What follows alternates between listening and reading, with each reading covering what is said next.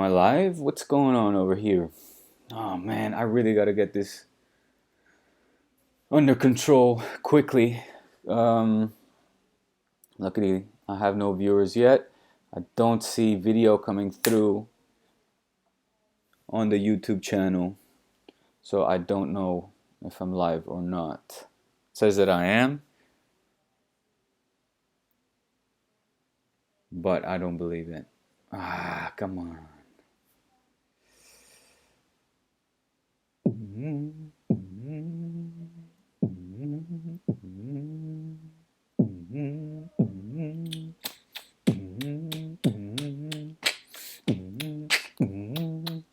Okay, here we are. I see. I'm okay. I'm coming through on YouTube now with a delay, but that is what it is. Okay. So, guys, like I said, this is, well, if you saw yesterday's one live feed, you'll have noticed that it was my first one, making this my second attempt at live YouTube Live. Um, Today, I'm coming with you. First of all, Diego here.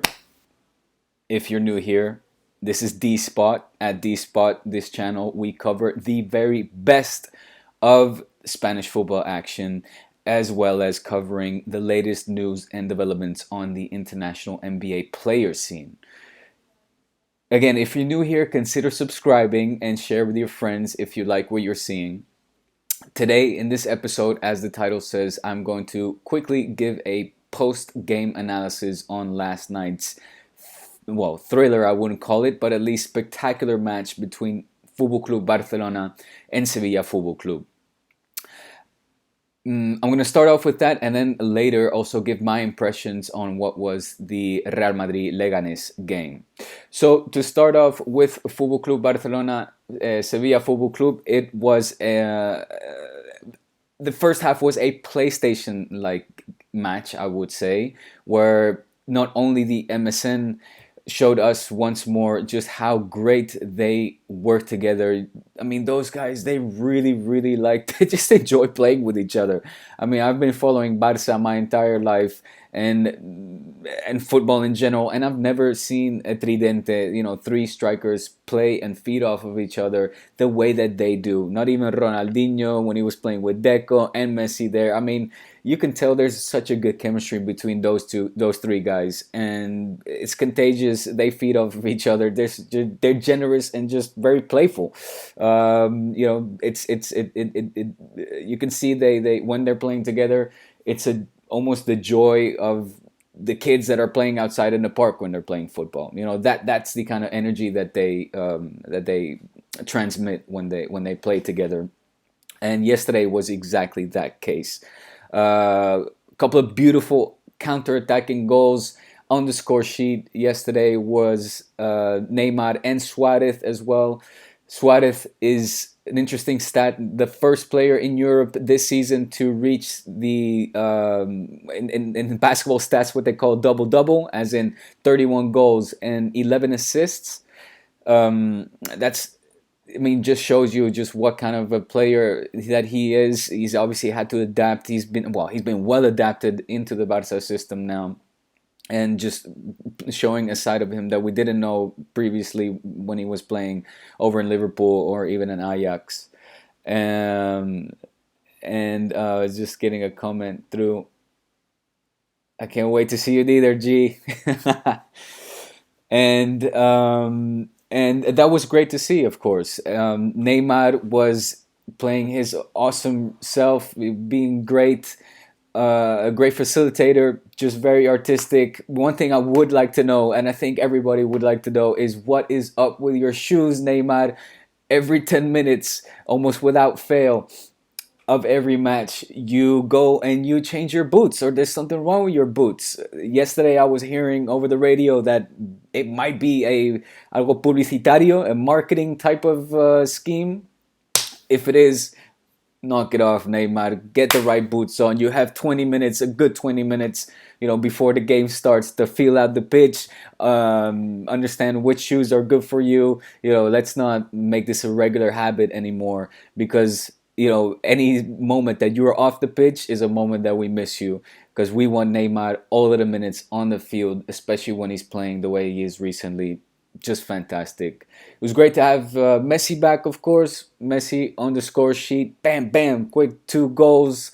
Just showing him that he is opportunistic, and showed that he was hungry. He was playing angry almost. He was, he didn't like serving that 1 game suspension. Obviously, before that, playing with Argentina, you could see that he was happy and just anxious to be back on the pitch and make his mark and say, look, I'm happy Neymar is playing great, but there's still one king here. There's still one king here, and that is Neymar. And that is Messi. However, Neymar, of course, the well-worthy successor of Leo Messi. I'm not the only one saying that. Nobody else but Sampaoli said this after the match in the press conference. He went over to Neymar, gave him a big hug. When asked about it, he said, I love the kid, I know the kid, and he's going to be a more than digno successor, more than dignant successor of Leo Messi. After saying that, though, I was myself wondering if Sampaoli really wants to manage the Argentinian squad. Of course, him being Argentinian and giving such an elogio, such a compliment to a Brazilian will probably not sit well over in Argentina. But it was really great to hear that from Sampaoli himself, the rival coach of Sevilla Football Club.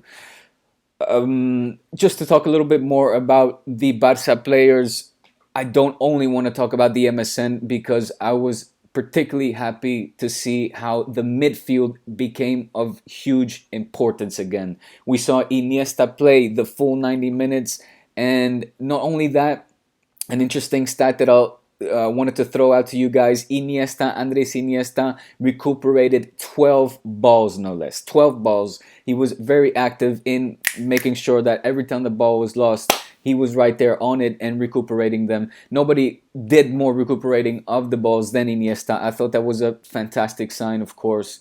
Busquets also slowly but surely, particularly this month or this past recent games, showing that he is recuperating his level that we are used to from him, his level that he's been lacking this entire season.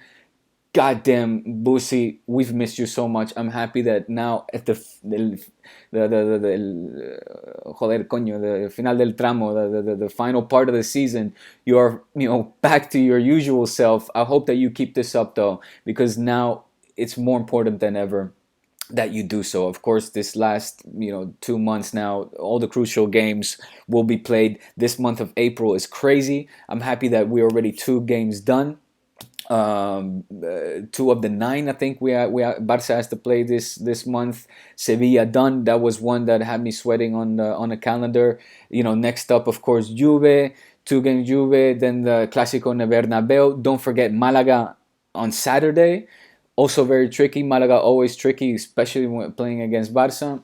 No me fío. I don't trust. This month, it's got me stressed and sweaty. I want to talk about Rakitic as well. Rakitic played awesome, also showing signs that he is, fully confident again in his ability. Luis Enrique saying, "Now's your time, my boy. Go out there and shine." And I'm hopeful. I'm hopeful that the midfield keeps up this pace, this level of play, this quality, because that's really what we've been missing, man. That's what we've been missing. That is what Barça is all about. Is the midfield, is the creative, the creativity, the creative midfield. It's the philosophy of Johan Cruyff. If it was up to him, he would have 11 midfielders on the pitch, including the goalie being midfielder. And that's just something that we have not been seeing as much this season. Of course, Barça has been heavily relying on the brilliance of the 3 on top, the MSN, which any team would. I mean, they are the best 3 strikers in the entire world by a mile. Anybody who disagrees doesn't know football. That said, as of much importance should be the midfield for Football Club Barcelona, with the playing style that we've adopted for the philosophy for so many years. So Iniesta back to his old self, Busi back to his old self, Rakitic back to his old self. Before I get into the defense, which is a shambles, and still can never get over my doubts just based on what I've been seeing the entire season. Before I get on touch on them, just want to give a quick shout out to Gomez. I feel like I've been too harsh on him, demanding that he would leave at the end of the season. Let's give him a little more, let's be encouraging, give him a little more time to adjust. He is still very young, and he's polivalente. He's been playing on the midfield in the role of Rakitic, as well as trying to adjust to the role of Busquets, which is a near impossible task, given how great Busquets is at what he does. So just a quick shout out to give him a little more support, a little more empathy from my side towards Gomez, as well as Denis Suarez. Still, that's a player that I fully trust in, man.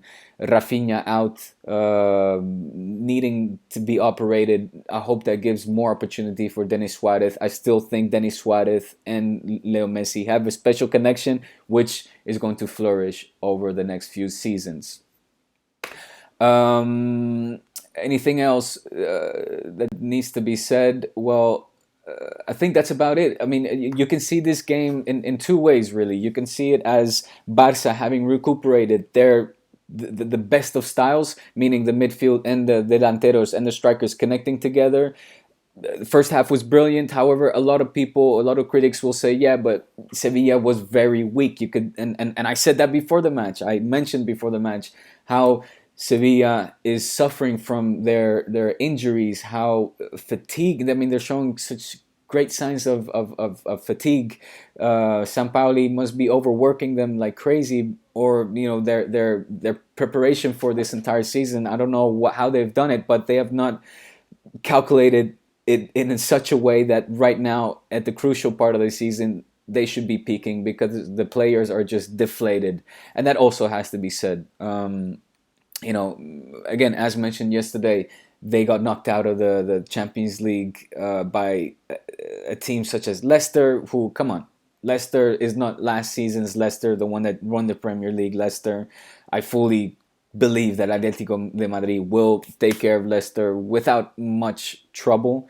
The same I was expecting from Sevilla, but Sevilla is they're in turmoil. They're in turmoil, and it's a shame. It's a shame because they look like an authentic title contender, and they're just not. They're falling off, and they're plummeting right now. Crisis over in Sevilla. Monchi going. Sampaoli himself not really committing to another season. Not sure what's going on there. So it's a shame to see this happening to Sevilla. I do have a soft spot for Sevilla. My grandfather being from Sevilla, and that being his club. Can I say? I have a soft spot for Sevilla. Great fans, great stadium. In any case, get your shit together. Moving on to the next game. Real Madrid, Leganes. Easy peasy, Japanesey. No Cristiano, no Bale, no Benzema. The BBC out. And they made light work of Leganes. You know why? This one is a tough one for me to get over, or any Barça fan to get over, because of Asensio. My goodness, does the future look bright for Real Madrid with this midfielder? Oh, why did Barca not buy them? Why did we not buy this kid? We had it done. It was, the papers were signed. The ink was still wet, pretty much, and whoop, in comes the Real Madrid and swoops him right from under us. How did this happen? How did this happen with a kid who was culé? And Barca didn't want to cough up a couple of more mil. I mean, I don't remember how much the Real Madrid bought him for, but I'll tell you what, it wasn't nearly a fraction as much as Barca was we paid for, say, somebody like Douglas. No disrespect to Douglas, I'm not going to give that kid a hard time. He already had enough of a hard time as it was, but my goodness, does the future look bright for that kid, Asensio. I love it. I love watching him play. It was great to see him out there yesterday, and him being able to perform and shine, because his minutes are so limited. Obviously, they have the midfield cargado, as they say here. They have the midfield charged with so many good players, so much talent, from Kroos, I mean, even on the bench. I mean, they have Isco, James, Asensio is the last of that lot. Um, this season he's accepting it. I don't know if next season, of course, he will stay next season in Real Madrid. But if Zizou decides to play him as little as he does this season, I would say to Asensio, or I would, if I'm Asensio, I would say, hey, get me the hell out of here because I'm too good to be sitting on the bench, just comiendo pipas, eating peanuts, and not using me to the best of my ability. He's awesome, that kid.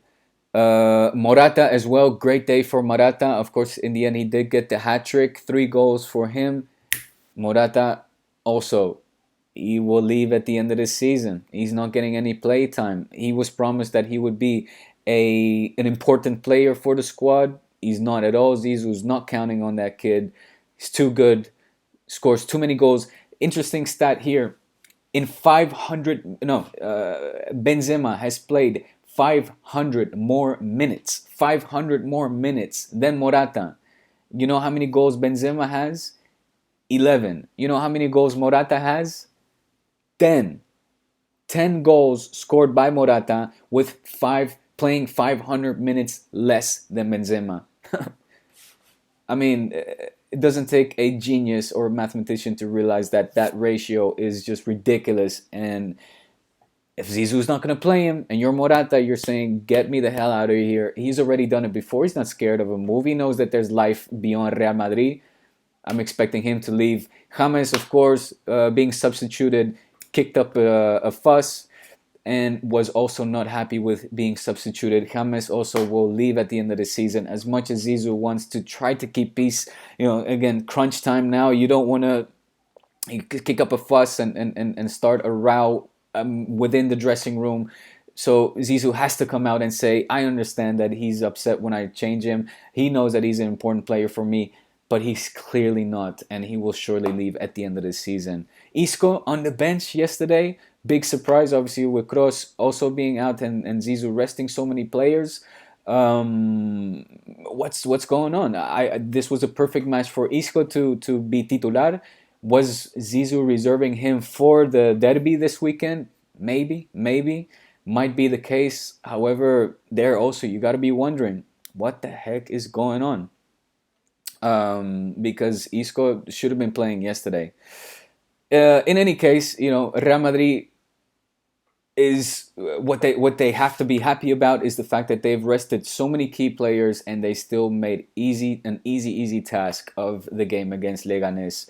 So the Real Madrid B team is looking very strong. Again, Asensio, man. Oh, I'll tell you what, I'm happy for Spain because at least Spanish football is the future of Spanish football is looking bright. He's a great midfield player. Make sure you check him out a little more if you haven't. Guys, that's about it. The post-match analysis of both Football Club Barcelona against Sevilla Football Club and Real Madrid against Leganes. This weekend, some really great games coming up. The derby, I'm really looking forward to the derby between Atletico de Madrid and Real Madrid. I'm expecting some fireworks in that one because, of course, Atletico has been on a win streak and want to keep that going. They want to secure that Champions League spot. And, I mean, it goes without saying, of course, I do not need to mention what is riding on this game for Real Madrid. Very important match for them. One of those in the calendar that they will have circled not once but twice with a thick red freaking marker saying, let's be prepared for that game. Because afterwards, in the Clásico, anything can happen. The title race is heating up. I'm really excited for this part of the season. It is, it's unpredictable. Barça is unpredictable, but Real Madrid is very unpredictable as well. They also have very important games to play. Of course, the Champions League against Bayern Munich, no less. Ooh. I would love to know from Real Madrid fans how you guys see the rest of the season develop, what your state of ánimo, what your feelings are currently. Barça fans, likewise, fill out your comments in the section below, and subscribe if you haven't already. This is D-Spot. My name is Diego. This is my weekly vlog. I'm getting into this live thing, this live streaming thing. I kind of like it. It's kind of cool. So again, excuse the technical difficulties at the beginning. Hope you guys enjoy. Stay tuned. Follow me on Twitter at this is dspot, and check me out on Facebook as well. On slash forward slash dspot. I will link all of the links, or I'll put all the links below in the comment section so you guys can follow me there. Don't forget that I am now an official contributor for SB Nation's Barça Blaugranes. So you can check me out on Barça Blaugranes as well. All of the Twitter comments, Twitter feeds, and Facebook comments will be done by me. I'm the social media manager there now, and I will also host Facebook live sessions on the Barça Blaugranes Facebook page. That's it, guys. Hope you guys enjoyed. Thank you for watching, and subscribe, share, like, comment below. Hasta pronto. Ciao.